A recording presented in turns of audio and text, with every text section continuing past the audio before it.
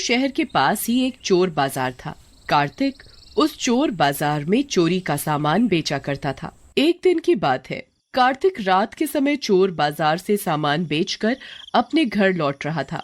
तभी रास्ते में उसे एक आदमी खड़ा दिखाई दिया। अरे ये इतनी रात गए कौन आदमी खड़ा है और ये यहाँ क्या कर रहा है? पास जाकर देखना पड़ेगा। जैसे ही कार्तिक उस आदमी के पास जाकर देखता है तो वहाँ कोई नहीं था। ऐसा कैसे हो सकता है? अभी तो यहाँ कोई था, मैंने अपनी आँखों से देखा है, फिर कहाँ चला गया? जैसे ही कार्तिक वापस मुड़ता है तभी उसे फिर वो आदमी दिखाई देता है। आखिर ये चक्कर क्या है? मेरी तो कुछ समझ नहीं आ रहा। अरे कौन है वहाँ? कौन है? कोई बोलो तो। वो आदमी कुछ नहीं बोलता और वो अचानक से गायब हो जाता है। बाप रे, ये तो कोई भूत है।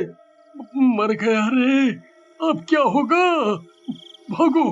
कार्तिक न आव देखता है न ताव, सीधा दौड़ता हुआ अपने घर की ओर भागने लगता है। भागते भागते अचानक से उसे कुछ अजीब सा महसूस होने लगता है, जैसे कोई उसके पीछे भाग रहा है। मुझे ऐसा क्यों लग रहा है जैसे कोई मेरे पीछे पीछे भाग रहा है? कार्तिक के पीछे पीछे और कोई नहीं, एक भूत चल रहा था जो कार्तिक को भी दिखाई नहीं दे रहा था। कार्तिक पीछे मुड़कर देखता है तो कोई नहीं था और इतने में कार्तिक का घर भी आ गया था। कार्तिक दौड़कर अंदर चला जाता है और दरवाजा बंद कर लेता है।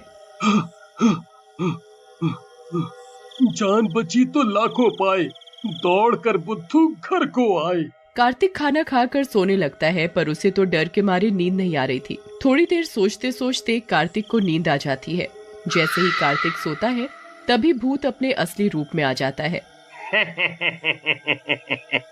तो ये चोर बाजार में चोरी का सामान बेचता है। अब मैं भी इसके साथ चोर बाजार जाऊंगा। कार्तिक नहा धोकर तैयार हो जाता है और चोर बाजार में जाने की तैयारी करता है और वो अपना बेचने वाला सारा सामान भी ले जाने के लिए रख लेता है। कार्तिक अपना सामान लेकर चोर बाजार जा रहा होता है तो भूत भी उसके साथ साथ चला जाता है और चोर बाजार पहुंचकर, अच्छा तो ये है चोर बाजार, यहाँ मिलता है चोरी का सामान। कार्तिक अपना सामान निकाल कर बेचने लगता है और भूत चोर बाजार में अपना रूप बदलकर एक आदमी का रूप लेकर इधर उधर देखने लगता है। यहाँ तो चारों तरफ सिर्फ चोरी का ही सामान मिल रहा है। पता नहीं कितने लोगों का सामान चुराकर चोर इस बाजार में बेचते हैं। उन लोगों के दिल पर क्या बीतती होगी जिनका सामान चोरी हुआ होगा। तभी भूत एक आदमी के पास जाता है। भैया ये टीवी कितने का है? 1000 का। बड़ा महंगा है, ठीक ठीक लगा लो, 400 लगा लो। ठीक है, ले लो। नहीं चाहिए भैया। भूत दुकान को छोड़कर आगे अगली दुकान की तरफ बढ़ जाता है। वो एक दुकान एक पुरानी घड़ियों की दुकान थी तो भूत उस दुकान पर जाकर देखता है। भैया ये घड़ी कितने की है? 30 रुपए की। भूत उस दुकान पर से आगे बढ़ जाता है। इतनी सस्ती घड़ी, पता नहीं किन मासूमों की घड़ी छीन कर ये लोग इस चोर बाजार में बेचते हैं। पता नहीं उन लोगों ने कितनी मुश्किल से खरीदी होगी और ये लोग उन्हें कितने सस्ते दामों पर बेचते हैं। क्या मिलता है इन लोगों को दूसरे का सामान चोरी करके बेचने में? कितना गलत कर रहे हैं ये लोगों के साथ। ले जाओ रस्ते का माल सस्ते में, रस्ते का माल सस्ते में, ले जाओ रस्ते का माल सस्ते में। तभी एक आदमी उसकी दुकान पर आकर उससे फोन का दाम पूछता है। भैया ये फोन कितने का है? 1000 रुपए का। वो आदमी फोन देखकर हैरान हो जाता है। ये तो मेरा फोन है भैया। ये कैसे हो सकता है? ये मेरा फोन है, तुम्हारा कैसे हो सकता है? मुझे अपने फोन की पहचान है। ये देखो मेरा है। इस पर मैंने 1 स्टार का निशान भी बना रखा था। ये मेरा है। नहीं, ये तुम्हारा नहीं है। मैंने इसे एक लड़के से खरीदा था। भूत वहाँ खड़ा कार्तिक और उस आदमी की बात सुन रहा था। तभी भूत कार्तिक से कहता है, हो सकता है सही में ये फोन इसी का ही हो। नहीं, ये इसका नहीं है। कार्तिक उस आदमी को फोन देने से मना कर देता है। वो आदमी अपना फोन देखकर बड़ा दुखी होता है और वो दुखी मन से वहाँ से चला जाता है। भूत अपने जादू से कार्तिक के पास से फोन गायब कर देता है और जिसका फोन था उसके हाथ में ला देता है।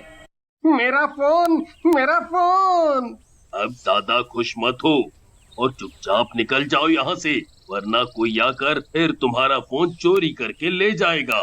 वो आदमी हंसी खुशी वहाँ से निकल जाता है और उधर कार्तिक फोन को गायब हुआ देखकर रोने लगता है। अरे अरे मेरा फोन कौन ले गया? किसने चुरा लिया मेरा फोन? आए रे मेरा फोन। तुमने जिसका फोन चुराया होगा वो कितना रोया होगा, कभी सोचा है तुमने? और वो तुमने चोर बाजार में आधे पौने भाव बेच दिया। तो इसमें गलत क्या है? सारी दुनिया किसी ना किसी का कुछ चुरा रही है। मैंने चुरा लिया तो क्या हुआ? अब तुम मुझे ज्यादा भाषण मत दो और मुझे मेरा काम करने दो। आ जाते हैं पता नहीं कहां कहां से। भूत कार्तिक के पास से चला जाता है और वो एक दूसरी दुकान पर जाकर देखता है। साइकिल ले लो, सस्ती और टिकाऊ साइकिल, साइकिल ले लो। कितने की दी है साइकिल? 500 रुपए की। 500 रुपए की बड़ी महंगी है। चलो तुम्हारे लिए 450 की। नहीं चाहिए। तभी भूत अपने असली रूप में आकर दुकानदार की नजर बचाकर साइकिल गायब कर देता है और जिसकी साइकिल थी उसके पास पहुंचा देता है। जब भूत साइकिल गायब कर रहा होता है तो उसे ऐसा करते हुए एक दुकानदार देख रहा था। साइकिल वाला अपनी चोरी हुई साइकिल पाकर खुश हो जाता है। मेरी साइकिल, मेरी साइकिल, अरे अरे देखो मेरी साइकिल मिल गई, मेरी साइकिल मिल गई। साइकिल वाला खुशी के मारे जोर जोर से चिल्ला रहा था। तभी वो मन ही मन सोचने लगता है, पर ये आई कहाँ से? कहीं से भी आई हो, पर मेरी साइकिल मुझे मिल गई। मैंने एक एक पैसा इकट्ठा करके खरीदी थी, पता नहीं कौन चुरा कर ले गया। वो तो शुक्र है भगवान का जो मेरी साइकिल मिल गई। अरे मेरी साइकिल चोरी हो गई, पता नहीं कौन चुरा कर ले गया। तभी फोन वाला उसके चिल्लाने की आवाज सुनकर उसके पास आता है। क्या हुआ भैया? अरे भैया क्या बताऊं, कोई मेरी साइकिल चुरा कर ले गया। आज मेरा भी कोई फोन चुरा कर ले गया। समझ नहीं आ रहा कि चोर बाजार में कौन चोर है जो सामान चुरा रहा है। तभी वहाँ एक दुकानदार आता है और वो आकर दोनों दुकानदारों को बताता है। अरे भैया आपको मैं बताऊं ये सब कौन कर रहा है? कौन कर रहा है? बता तो जरा, उसकी अभी मैं हड्डी पसली तोड़ता हूँ। अरे वो और कोई नहीं, एक भूत है। उसे मैंने अपनी आंखों से देखा है। जब वो साइकिल गायब कर रहा था, वो अपना रूप बदल कर इस चोर बाजार में घूम रहा है।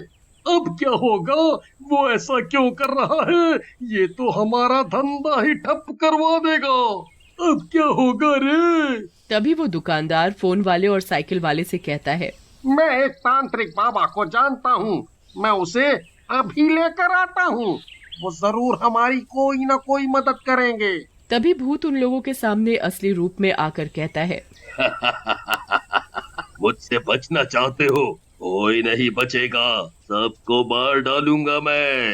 हमें छोड़ दो, हमने तुम्हारा क्या बिगाड़ा है? क्या बिगाड़ा है? तुमने तो मेरा बिगाड़ा ही है, लेकिन कितने मासूमों का सामान चोरी करा है। तुम मेरे तो गुनहगार हो ही, बाकी उन सब के भी हो जिन लोगों का तुम लोग सामान चोरी करते हो। पर तुम हो कौन? तभी भूत असली रूप में आता है तो फोन वाले के होश उड़ जाते हैं।